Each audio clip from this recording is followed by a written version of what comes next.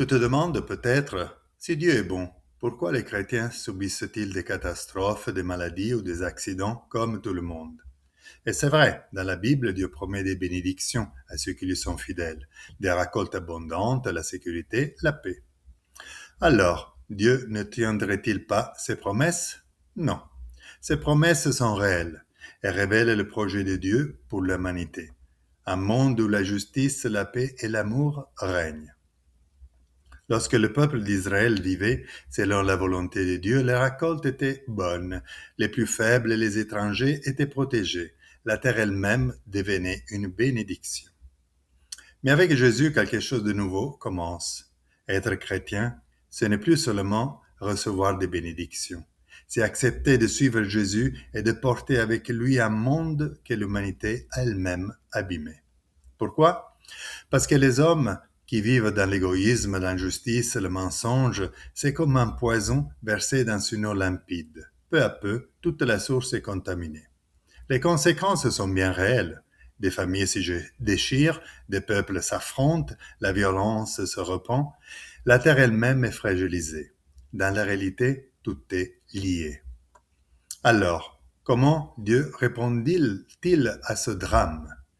Jésus est venu porter sur lui tout ce mal. Il a accepté de boire la coupe amère de l'injustice par amour. Pourquoi? Pour nous dire que l'amour de Dieu est plus fort que tout, plus fort que le mal, plus fort que la haine, plus fort que la mort.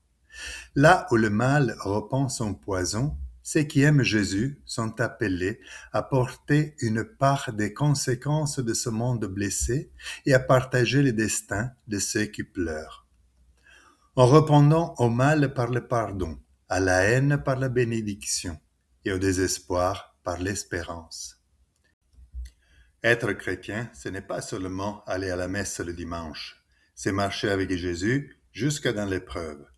Alors, s'il te plaît, si un jour la vie te frappe durement, ne te révolte pas contre Dieu. Tourne-toi vers Jésus. Demande-lui la force d'accueillir ce que tu ne peux pas changer et de traverser cette épreuve avec lui.